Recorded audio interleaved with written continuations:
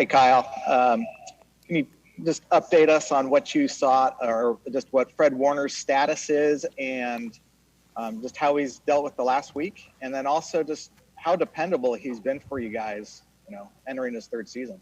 Yeah, Fred's back. He's good to go. I can't talk about too much of his week away, but I mean, Fred's been as reliable of a player that we've had. It's great to get him back today. We were obviously pretty nervous about that. But he's good to go, and we're very grateful he's going to be here. The rest of the guys that practice, Ayuk and Debo, likely not to practice today. Small chance, but I'd be surprised if they're out there. Verrett is out, and Garland should be limited today.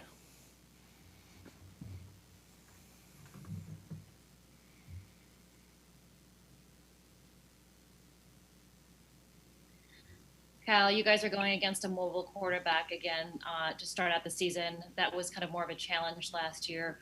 What have you seen from the defense that's going to help you get after that a little bit more this season? I mean, that's always going to be a challenge. Anytime you got guys who can run around like this one can in particular, and how good of a thrower he is, I mean, that's always going to be a huge challenge. So you get used to going to this against the stuff. We had it twice last year, but I know there'll be a bunch of new wrinkles this time, especially with the first game and having all off season to think about it. But our defense knows what to expect from the personnel, and you got to be ready to react to the new stuff. But he's going to get some of his, and we just got to make sure to get more. With the changes to the preseason schedule and just everything that you've had to deal with leading up to the opener, do you and the coaching staff have to kind of figure out how much you want to play your guys? I know certain positions lend to rotating more than others, but is that something that you have to think about, the workload that you're going to give guys week one? Yeah, you got to know who's ready to go in and perform at a certain amount of plays, and especially, I mean, I think you had enough camp and stuff to get guys in shape to play football. I mean, I don't think you always need the preseason games to do that. The problem was that we did it in a crammed time. And so guys who missed some of that time, they didn't get it in the whole crammed time. So if you had all that time, then I don't think not having the games is a big issue. But not everyone did get that because of the wear and tear of training camp. So those guys you got to be smart about, evaluate where they're at all week. That's talking to the player. It's us looking at it, talking to the doctors, getting a lot of science involved that helps us with our decisions. But each guy's different, and you got to see how the game goes. But your main decision is you don't want to put a guy out there who's not in shape enough to pull off what you need him to pull off or to protect himself. Hey, Kyle, I know the NFC West has always been kind of a difficult place and even more difficult now. I'm just curious how you assess the division going into this season, and is there any more emphasis on these division games, particularly in a season like this? I mean, I think you do every year. I think if you look at, regardless of which year, usually the team who wins the most games in their division makes the playoffs. And if you don't do well in your division, very rarely do you find a way to make the playoffs. So I think that goes every year. I guess I could say maybe this year might be bigger, but it seems like the biggest factor each year.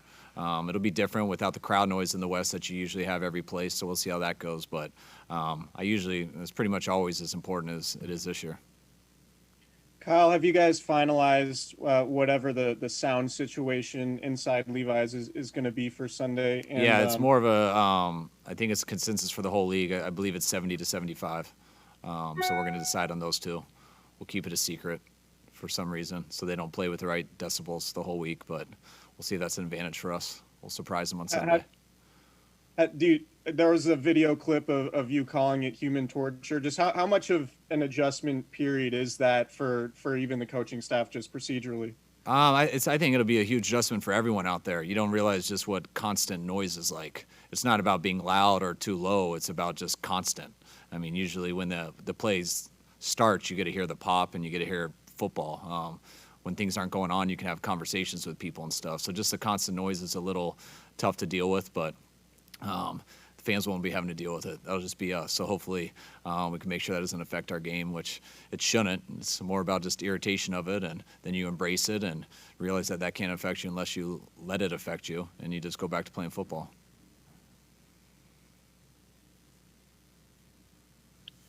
Hey, Kyle, it's been noted as it relates to Jimmy, how quarterbacks in their second full season in your system have taken off. I guess Matt Schaub and Matt Ryan being the best examples. I'm sure it's not just, wasn't the same thing with those two quarterbacks, but In what ways did those guys improve in their second season, and could it be similar areas for Jimmy, if that makes sense? Yeah, it makes sense. I think it does for most, positions and people too. I mean, if you're good enough, and the more you do something, usually the better you get at it. And especially when you have some continuity with the players around you. It's not always just the quarterback. Sometimes the other 10 guys, it's their second year in the system too. It's their third year, it's their fourth year. So your teams get better. You look at some of our guys in our first year and second year. I don't know if our team was better halfway through our second year with some of the stuff that was going on. So you don't always get to see that with the quarterback. But with Jimmy going through what he went through last year and being able to pull off the year that he did, especially with coming off that injury, he learned a lot and also played at a very high level. And to be able to go through that this year, having very similar players around him, the offense doesn't change. You just get better at it, and I think that'll definitely help him.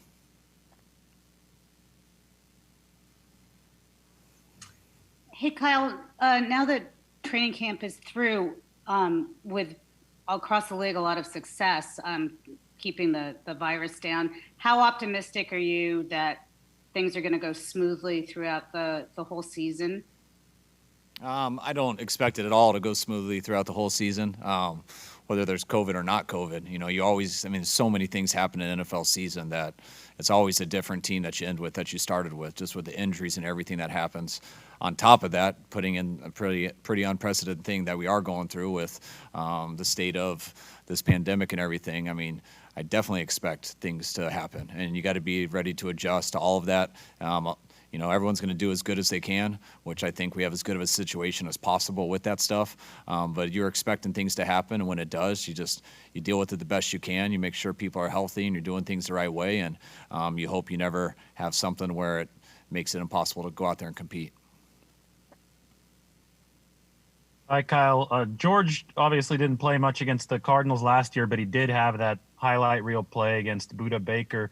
I'm wondering, when you go back to that play and then back to George's development as a tight end, do you remember the first time when he showed that kind of cutting ability, not just the speed, but that kind of cutting ability to get open against such a smaller defensive back? Yeah, George, since he's gotten here, George is a very talented guy.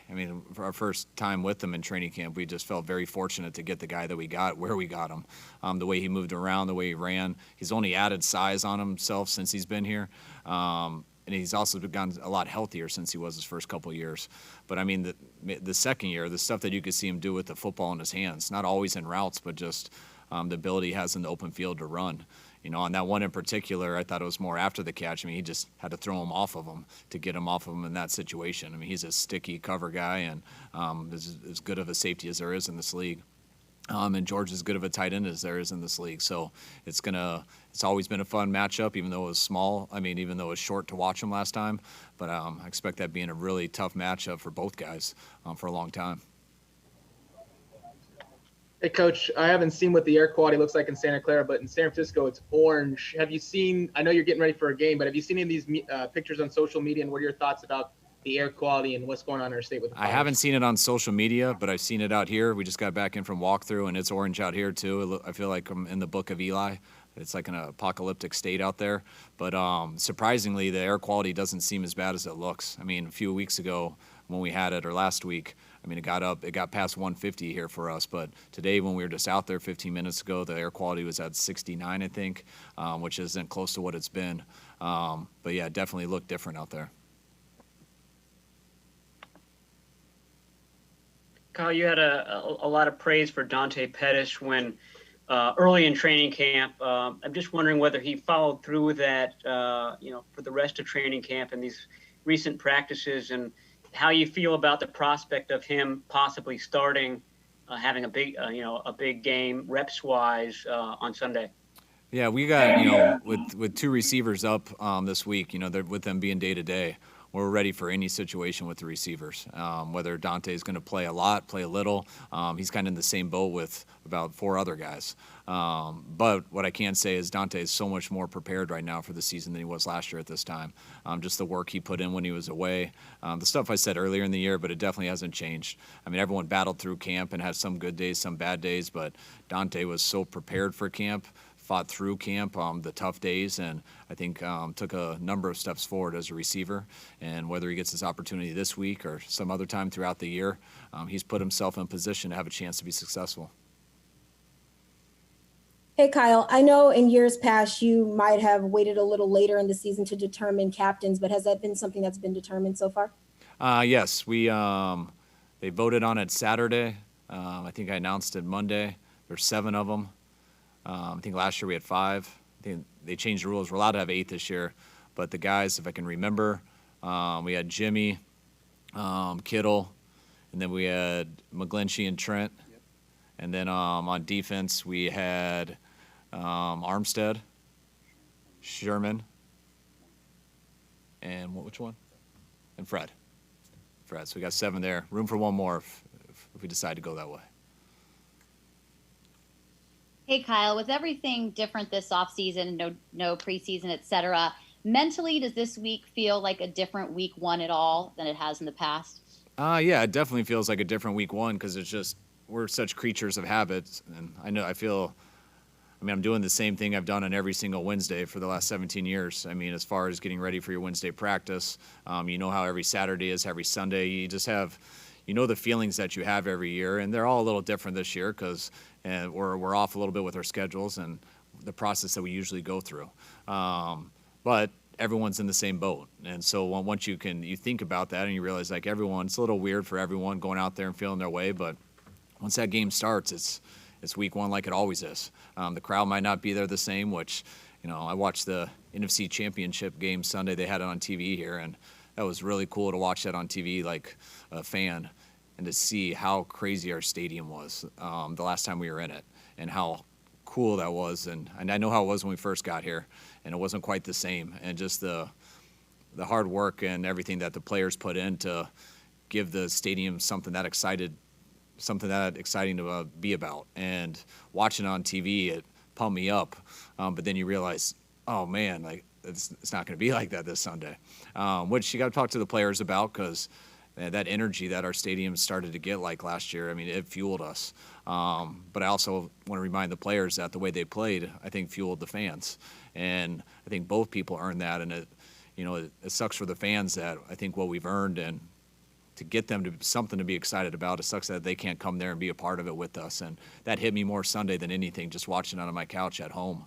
But that's something we're going to have to deal with and create our own energy with that, something I think we have done in the past. And even though we know our fans are at home being crazy and loud, we're going to make sure that we hold it down the right way in the stadium. Real last one. Hey, Kyle, the Cardinals led the league last year in 10 personnel usage under Kingsbury. And they were able to hit you guys on defense with a few big plays. So if you can just talk about just how difficult it is to prepare for an air raid offense and the challenge that it presents. Yeah, it is difficult. And and what Cliff's done such a good job of, it's not just air raid. I mean, he's taken a lot of things. I mean, the stuff that he's done in college has been very effective and causes a lot of problems for defenses. But he also throws a lot of other stuff out there that you got to respect and you got to do. So it's just the balance of their attack with the creativity that Cliff has and all the different things they can do. The quarterback who has the ability to do everything, whatever style they want to go with. So regardless of what personnel they're in, they're going to put you in some tough situations at all times. I mean, it's a sign of a good offense. It's put together well, and a lot of it is a little bit different, but there's a lot of similarities in everyone else too. And when you combine that with how they're coached, with the talent that they have, it's not a surprise at all how they ended up finishing up last year offensively, and I know they're going to be a real good offense this year too.